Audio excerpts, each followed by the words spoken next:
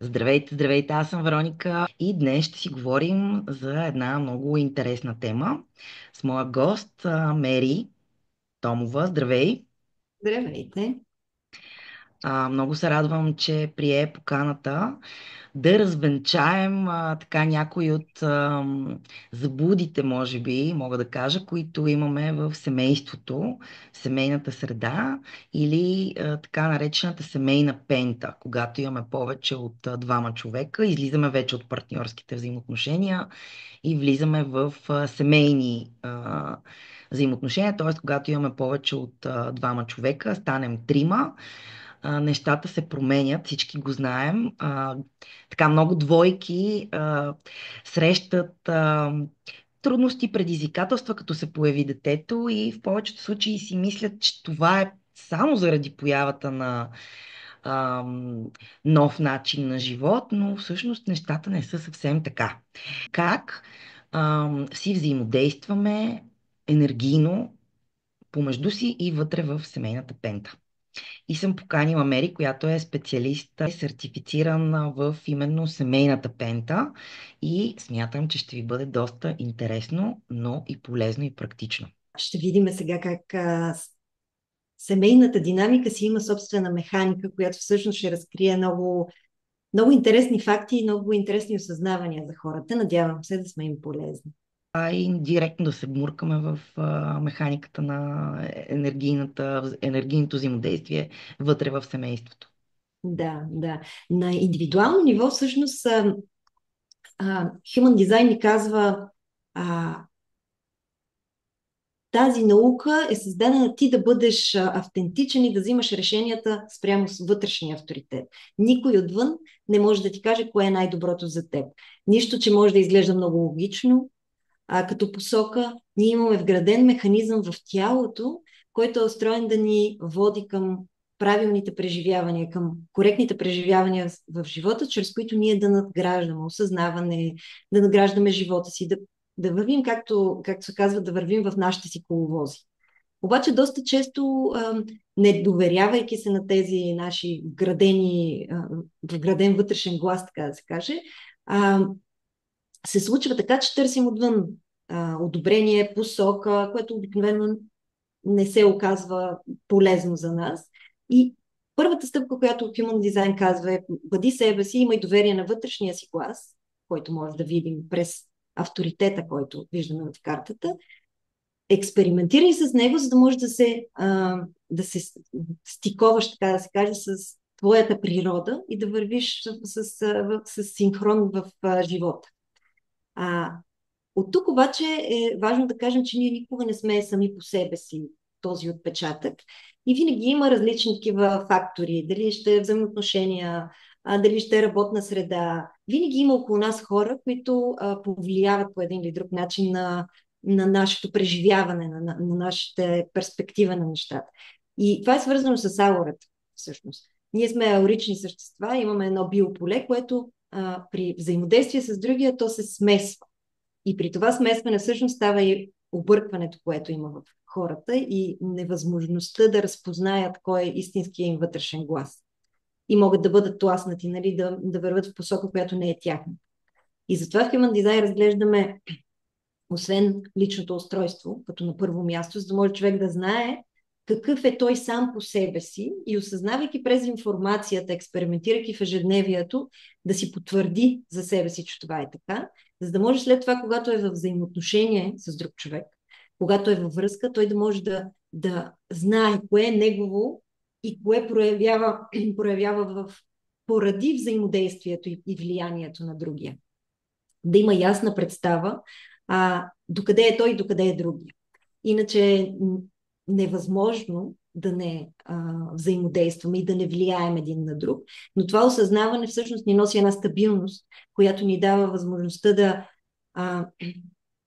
дори и през това обуславяне от другия, през влиянието, което получаваме, ние да може да си кажем: интересно, с този човек се държа по различен начин, но това не съм точно аз. Ако трябва да взема някакво решение, нали, трябва да знам, че тук съм повлиян. Може да си емоционално зареден, прекалено много, нали, което да повлияе на взимането ти на решение, да така да те отклони от истинският ти начин за взимане на решение. И точно за това е нужно наистина да сме осъзнати кои сме ние, за да знаем как влизаме във връзка. А влизайки през нашия вътрешен глас, вътрешен авторитет в една такава връзка, ние имаме да вземем, да научим нещо, да минем този път и той ще е наистина обогатяваш за нас. И след като всъщност сме в партньорски отношения с нашата, така да кажем, допълваща част, да не казвам половинка, нали, защото ние сме цели същества.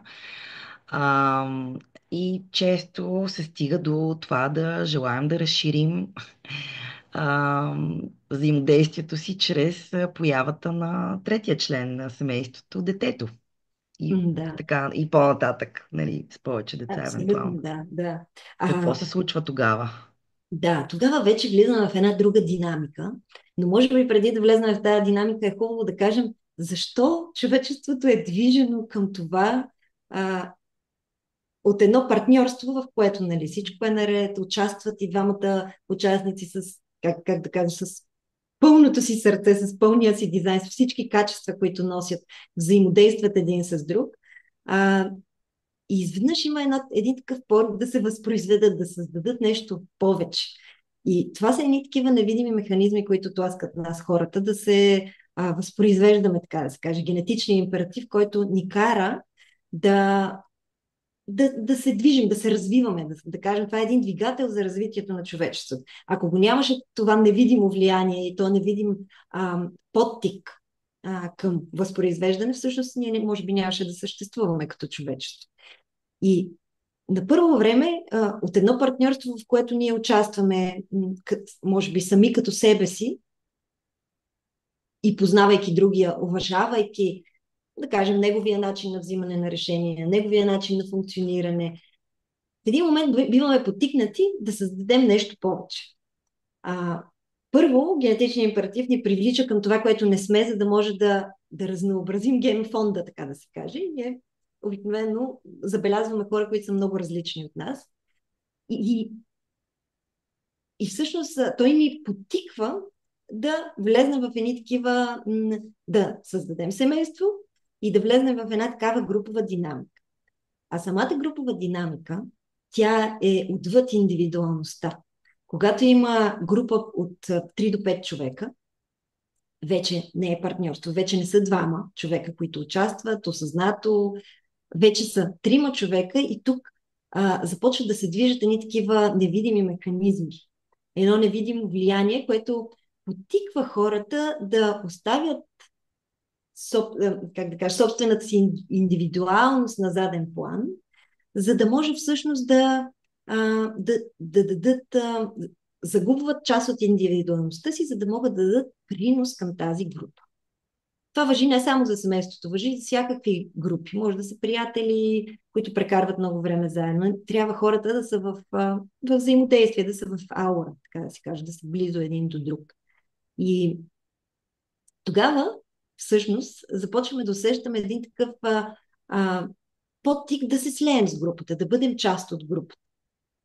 И тук се създава един много интересен феномен. Ако ние сами по себе си имаме собствено биополе,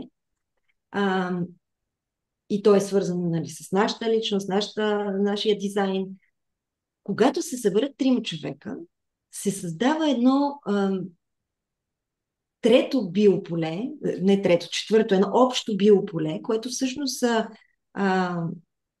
то не е живо същество, но всъщност е нещо, което извлича компоненти или качества от отделните участници в тази група и сформира една такава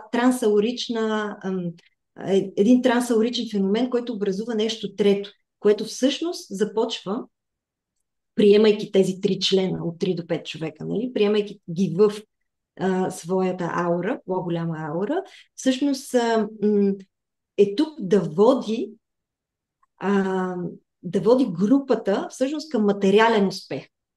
И тя е един такъв репродуктивен механизъм, така да се каже. И тази аура е много интересна, защото тя е преобразуваща. тя може, в зависимост от това кой участва в групата, а, тя се променя, дилемите стават други, проблемите могат да станат други. Но най-важното е, че всъщност групата започва да гледа в една такава посока, да оцелеем, да сме материално добре, да, нали, най-вече да оцелеем, но да вървим в посоката на така, просперитет, материален успех и благоденствие. Мгм. И тук интересното всъщност е, че появявайки се едно бебе, ситуацията е много интересна. Аз съм с детенце на 2 години и ми беше много интересно да наблюдавам как се случва това при нас.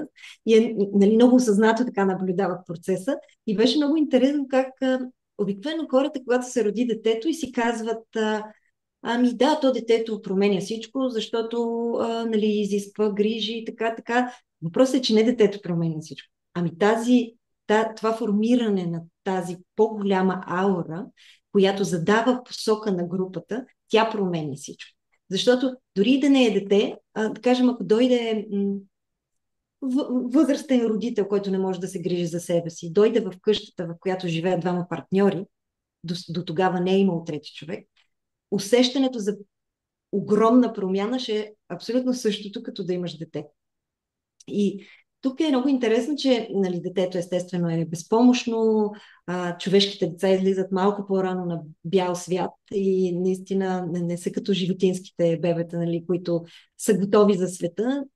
Обгрижването е много по-голямо на човешкото бебе, но всъщност това, което се случва е, че когато дойде детето, изведнъж темите започват да са най-основните, да се подсигури материално. Има ли това, от което му е нужно, нали, материално? Единствената цел на родителите става оцеляването на детето.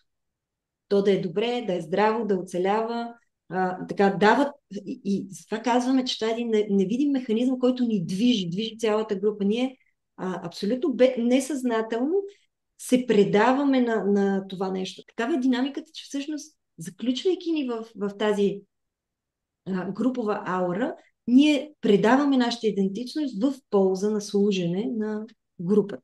И едно бебе, то е най-безпомощното в групата, естествено, той има най-много нужда от грижа.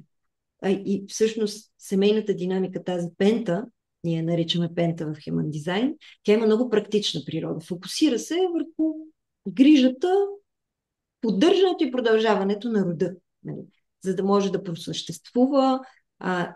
И ние в Human Design виждаме, нали, че в графиката на тялото на човек виждаме определени дефиниции, които предпоставят той да изпълнява дадена роля в семейството, в тази групова динамика. И ако може да видим един цял дизайн на човек, всъщност виждаме как в груповата динамика тя извлича компоненти само от много, много малък процент от качествата на човек. Всичко друго остава навън. И точно за това доста често в семейството, нали, като сме деца и също така ние децата си не забелязваме за целият потенциал, който носят, когато сме в група, защото тогава той остава незабелязан. Ние сме движени от това невидимо влияние, тази невидима посока, която ни оставя ни сляпи просто за качествата, които носят другите. И затова, между другото, е много важно да общуваме двама по двама в семейството. Нали? Да кажем, майката, ако остане с детето вкъщи, бащата е на работа, това вече не е семейна динамика. Тук се разпада тази трансаурична форма или това същество, което движи семейството. И тук остава партньорството. А в партньорството майката може да види много ясно детето какви качества носи. Какво може да проявява. Тогава и всъщност и от динамиката в отношенията може да е много по-различна. Когато си движен от една единствена посока, всъщност се заключваш в едни и същи дилеми. Нали? Материалното, оцеляването, всичко да е наред, посоката, нали?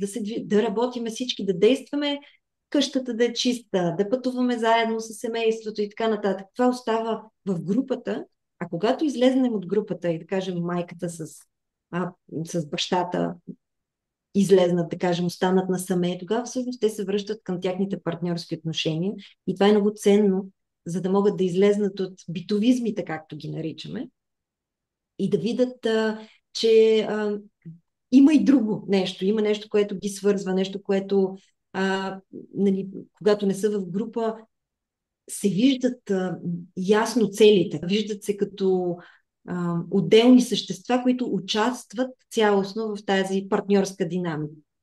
Защото когато сме в група, посоката е ясна. Детето къде ще учи, да е материално осигурено, да се работи за това, да е чисто, да е сготвено, да е направено, ли почват едни такива механизми да стават, да вземат главната роля. И това може да е много нагнетяващо всъщност в едни семейни отношения. Всеки един човек, ако се замисли за рожденото му семейство и как нали, отделил се, живее отделно с ново семейство, да кажем, но в момента, в който се върне при рожденото семейство, сякаш става друг, сякаш се връща в детството и точно това показва семейната динамика всъщност как, когато сме заедно, ние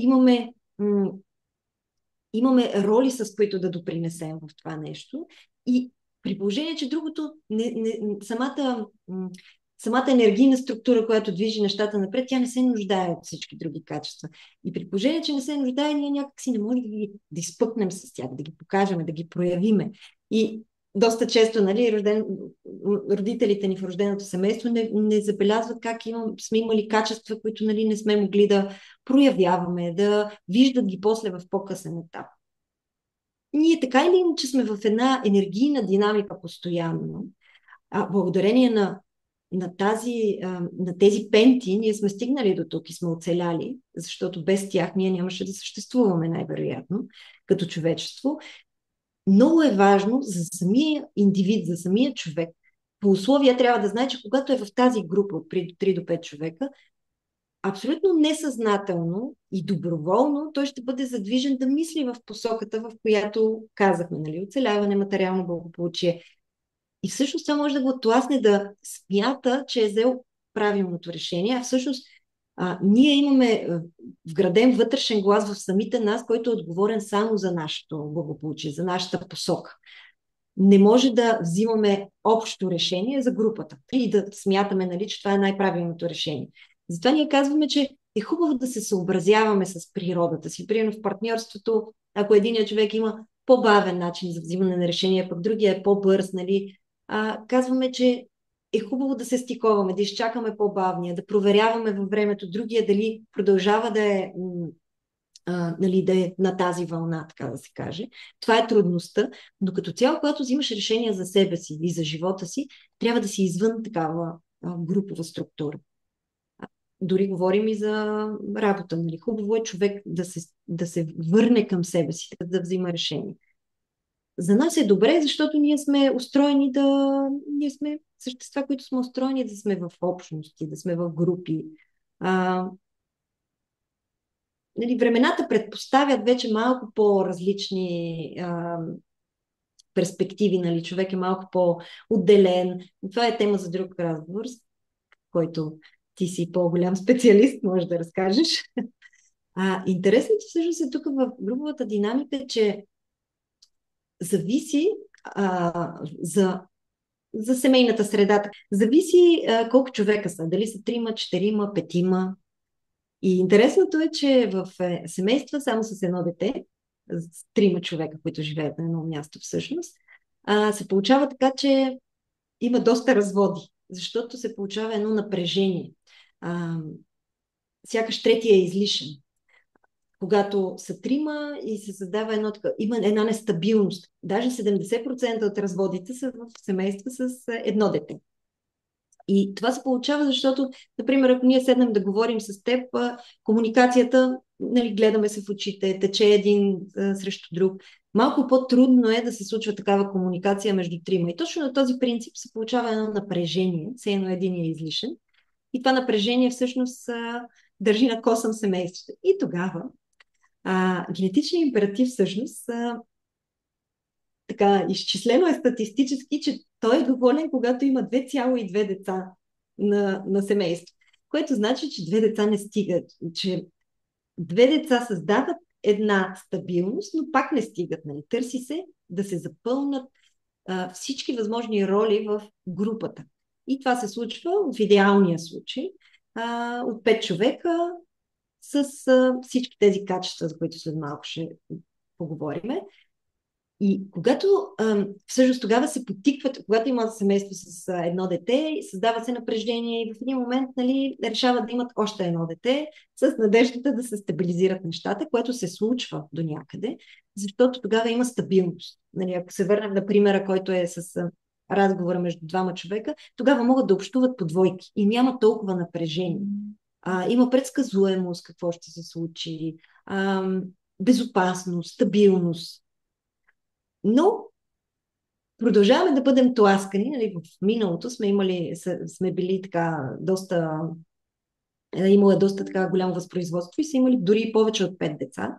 В днешно време случая не е такъв, но в идеалния случай тази групова структура, семейството, да кажем, иска в идеалния случай да са петима. Тук се връща отново напрежението за това, че, нали, общуването по двойки сякаш един е излишен, но тук сякаш групата е доста по-голяма, така че да не се разпадне и да остане на партньорство. Нали. Да кажем, майката остане с двете деца вкъщи, отново груповата динамика води нещата. Когато са 5 човека, обикновено единия винаги липсва от къщи. Или е най-голямото дете, за да може да се получи тази стабилност, която да се усеща. Но да не се разрушава тази енергийна структура, която се получава, защото ако семейство с едно дете, в момента, в който един отиде на работа, остава партньорство. И всъщност тя няма сила. Ние казваме, че тази трансаурична форма, която се образува, набира мощта си, за да може да добива силата, когато има 3 аури, които да се слеят и да се свържат. И ние може да видим всъщност в картата на Human Design, че извлича от целия дизайн на човека, извлича само 12 роли, които има нужда да бъдат запълнени. Всеки един човек трябва да допринесе с личния си дизайн, чрез който е роден. Тук не е въпрос на избор, тук е въпрос на качество, които носи. Тази енергийна динамика е спокойна и доволна, когато всички 12 роли са запълнени. Ние наричаме това функционална пента, защото тя функционира правилно, ролите са там, енергията протича по правилния начин и се движи в посоката, в която трябва да се движи. Това са семействата, в които просто се синхронизират и се движат в една посока. Интересното тук е, че рядко в семейната динамика виждаме функционална пента, което създава много дилеми в семействата, които зависят от липсата на някое качество, което изисква въпросната пента. И виж как абсолютно несъзнателно ни движи тази динамика. Тя ни задава едни подсъзнателни теми, за които ние да смятаме, че това е най-важното нещо. И когато има липса, всъщност, или единия трябва да свръхкомпенсира, или, което отново е дилема в семейството, или започват дилеми точно по този случай. Да кажем, ако липсва темата за ресурсите, да кажем, ако липсва в семейството, това показва, че каквото и да прави това семейство, винаги ще има трудности с ресурсите. Примерно в моето семейство липсва.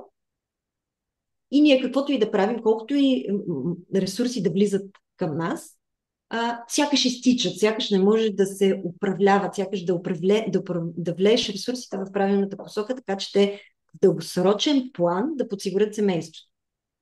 И всички тези дилеми могат всъщност да бъдат, как да кажа, могат да бъдат разрешени чрез осъзнаване. Например, ние в нашето семейство може да наемем финансов консултант, който да ни помага, да кажем, с управлението на ресурсите. Интересното е, че когато е нефункционална пентата, когато не всички роли са запълнени, нали, ума се опитва постоянно да компенсира и да стабилизира нещата.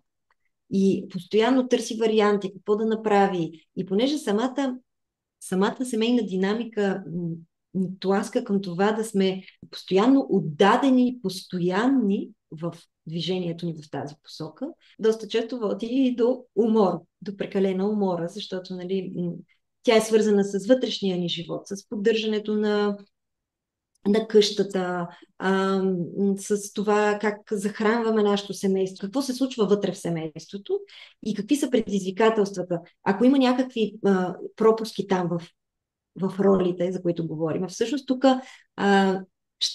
ще има чувството групата, че проблемите са вътре в семейството. Ние в семейството вътре имаме проблем. И това ще е нещо, което занимава умовете им, това ще са скандалите в къщата, когато липсват ролите там.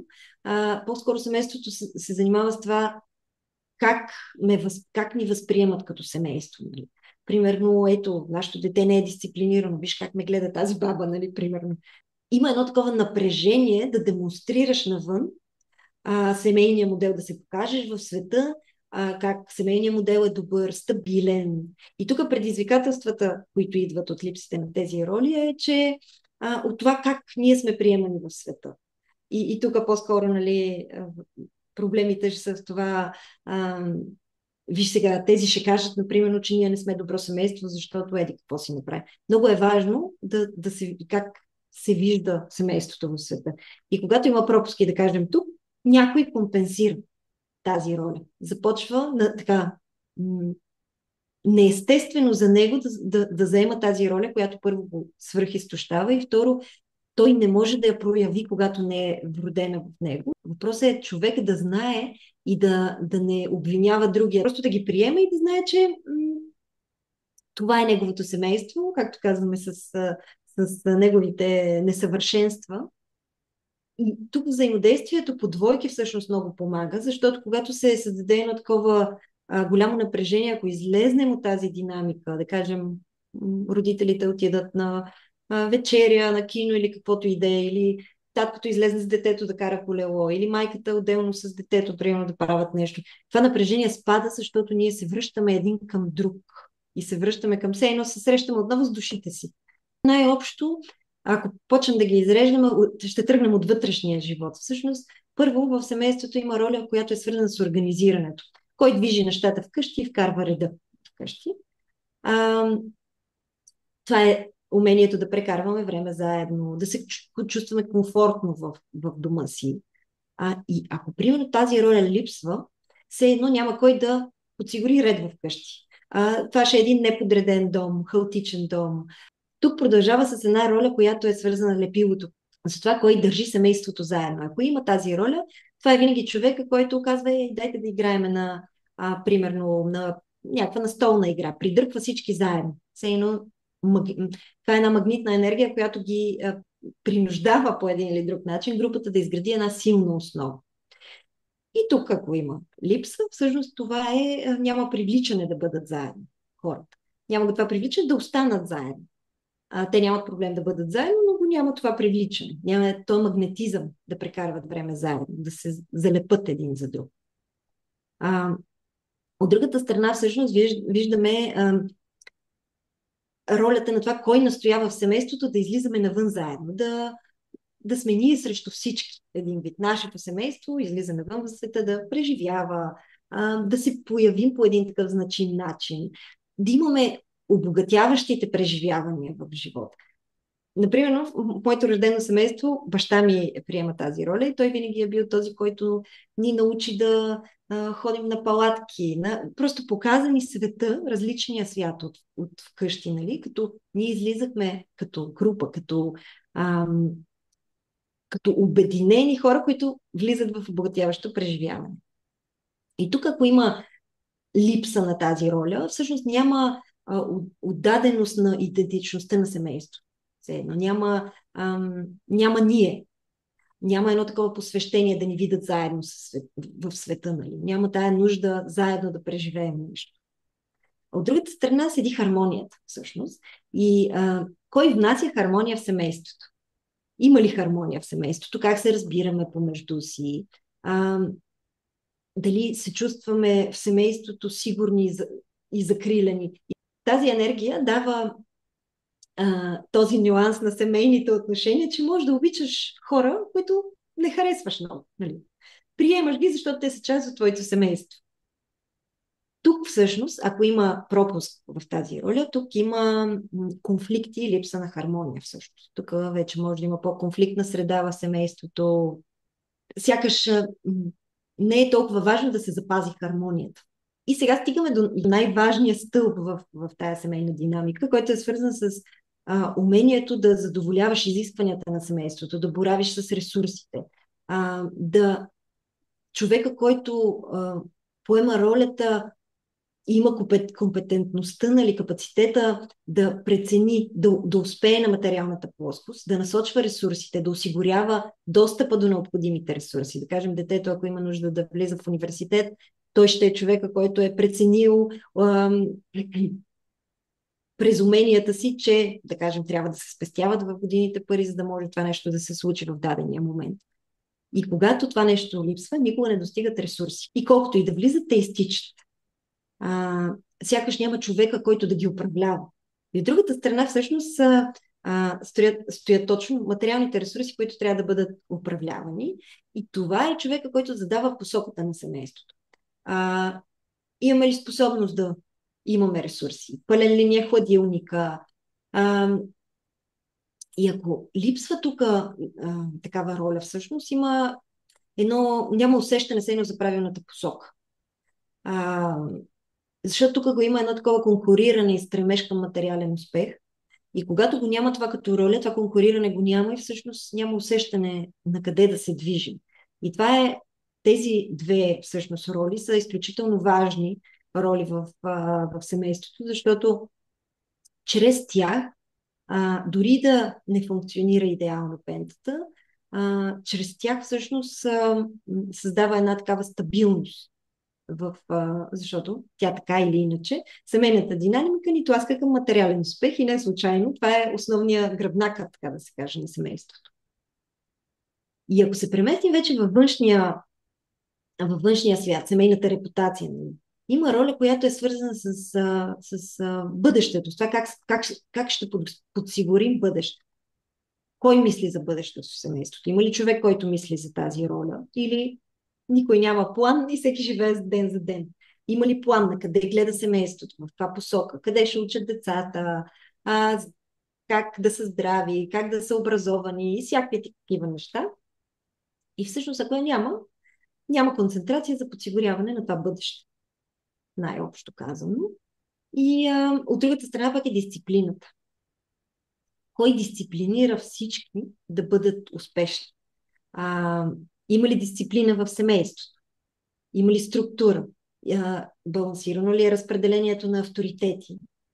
Или всеки е за себе си, така да се каже? И тук, когато липсва тази роля на дисциплината, има възможност за вербално и физическо насилие в семейството с цел дисциплина. Щом ти не слушаш, аз ще ти покажа сега. Но като цяло има липса на обща дисциплина в това семейство. И ако се опита да се наложи тази роля от някой, който се опитва да я компенсира, може наистина да се стигне до вербално и физическо насилие, което не е нужно всъщност. Просто трябва да знаете, че вашето семейство не е дисциплинирано по един или друг начин. Ако погледнем към другите две роли, те са свързани с историята на семейството. От едната страна са корените, кой пази и споделя семейната история. Това е човека, който се интересува колко са ни дълбоки корените, какви са тайните на семейството, дали се чувстваме свързани с рода си, да кажем. От друга страна са традициите, кой организира семейните събирания. В нашето семейство, рождено, това отново е брат ми, ние сме 4 члено семейство. Това отново е брат ми. Всъщност е много интересно, че той се опитва да компенсира ролята на този, който пази и споделя семейната история на корените, защото липсва в нашата семейна динамика. И той постоянно ходи и разпитва бабите, притесняващ се, че сега тия баби ще умрат и тайната ще остане с тях. Просто се опитва по всякакъв такса, така да се каже. И всъщност той е този, който обича такива традиционни да ни събира на всяка бъдни вечер заедно, например, да архивира снимки, документи. Моята баба, Бог да я прости, е била, как се казва, тези, които домова книга, които поддържат домовата книга на селото тогава.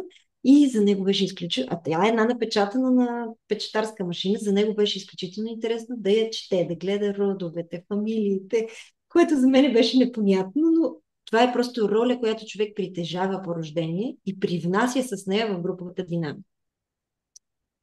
Демонстрацията на материален успех всъщност е свързана с това да може да бъдем тук и сега в настоящето и всъщност да определим какво ще правиме с ресурсите, така че ние да сме материално и благополучно успешни като група.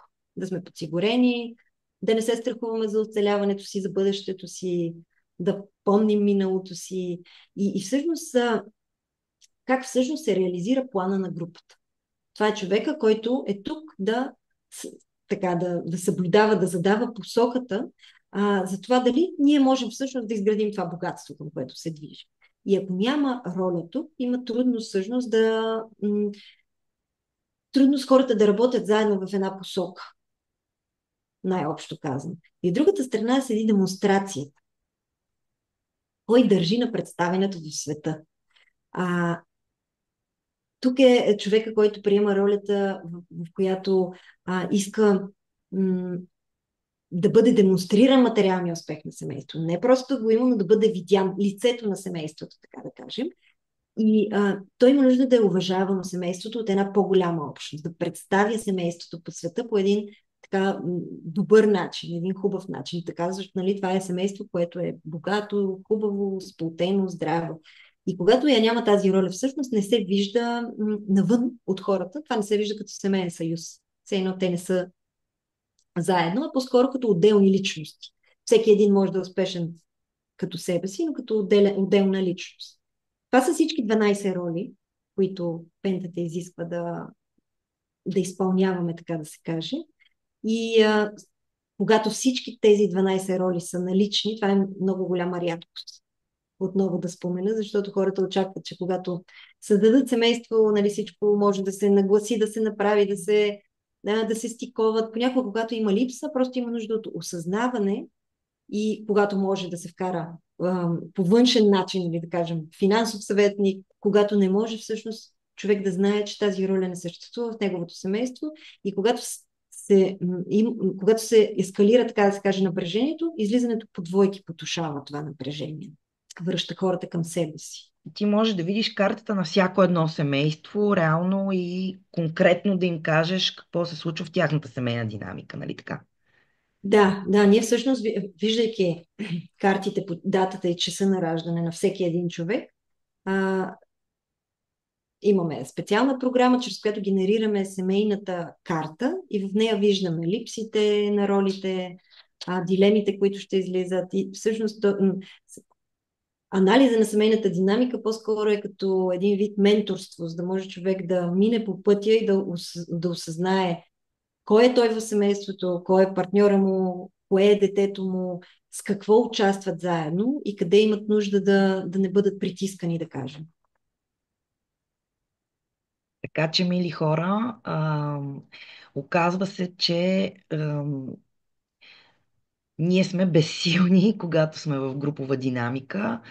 Индивидуалността ни изчезва и колкото и да се опитваме да свръхкомпенсираме, няма да запълним дупките, които ги имаме. Повечето сме родени в така наречените по Human Design дисфункционални пенти, но затова пък има анализатори като Мери, които могат да погледнат вашата конкретна семейна динамика и да ви дадат напътствия как да се случват нещата без да се чувствате виновни и а, да правите непривични за вас неща, само и само за да компенсирате някакви дупки, които изглежда сякаш са края на света.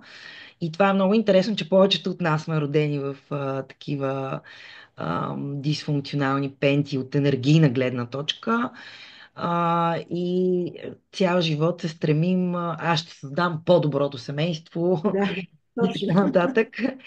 но накрая може да попаднем в същата ситуация. Така че аз ви приканвам да се свържете с нея, аз ще оставя после нейните координати. Ако желаете да надникнете в така енергийната картинка на вашата семейна пента. Ти докато говориш, ми хрумна нещо, което исках да кажа всъщност е, че много от младите хора, създавайки, преди да създадат семейство, нали, си казват, аз като създам семейство, нали, мога да запазя идентичността си в семейството. И това създава един много голям конфликт и напрежение в самите хора, защото ние виждаме, че чисто механично това не е възможно, защото ние влизаме в една групова динамика. И тук всъщност, чрез осъзнаване, ние е по-добре да знаем всъщност, че да отдадем енергията си на груповата динамика, когато сме в груповата динамика и когато излезнем от нея да проявяваме своята индивидуалност. Защото може да се даде едно такова напрежение, нали, аз заради семейството загубих себе си. Не, това не е така. Когато ти излезнеш от групата, ти отново си себе си. Просто да разграничавате ролите, в които влизаме. Ами, това беше много интересно. И аз наистина приканвам хората да се заинтересуват, защото някак си се движим като в един сън в голяма част от живота си, тъй като прекарваме голяма част от живота си в групи, което ни отдалечава реално от това да изявим пълния си потенциал и да останем автентични и верни на себе си, което всъщност е най-доброто и за групата. Когато си себе си и си автентичен, ти привнасяш а, твоята истинна мелодия, която е в съзвучие с теб, а не е в дисхармония и да даваме грешни сигнали и така нататък. Затова Human Design аз го намирам за много полезен инструмент, практичен, който може да ни подкрепи в това ам, да останем верни на себе си, да се движим по най-така ниската ос на съпротива и да се чувстваме в крайна сметка удовлетворени, успешни, свободни, да бъдем това, което сме и да се изненадваме от живота. И Мери може да ви бъде пък много полезна за това как да останете себе си и в груповата динамика, семейната динамика, така че като семейство и като част от социума да можем да ам, се развиваме успешно. Благодаря ти много за това интервю. Беше изключително полезно. Аз призовавам, когато търсите човек, при който да правите анализ, просто отворете, в Международното училище по Human Design има секция професионалисти, в Human Design България има секция професионалисти. Просто отворете и си харесайте оттам човек, защото в днешно време има много хора, които всъщност не са преминали през това обучение, а то е всъщност равносилно на това да можеш да анализираш по коректния начин картата. Както казах, ние учиме език, който да използваме с клиентите си, за да не може да ги объркаме и да ги заблудим. Така че използвайте тези хора и чат GPT за любопитство, а ако искате истински анализ, се обърнете наистина към сертифицирани анализатори. Да, в днешно време всеки под път и над път е коуч, специалист и така нататък, прочел две-три книги. Не, че има лошо, нека хората се развиват, но завидно е така самочувствието, с което си изявяват и стъпват да учат другите, а пък те самите не са минали през практиката, защото то не е само ученето, ами нали, то не те прави добър специалист само по себе си, но е основата, върху която можеш да стъпиш убедено. Така че, действително, аз се присъединявам към този призив на Мери. Проверявайте информацията, която получавате и гледайте да я получавате от източника.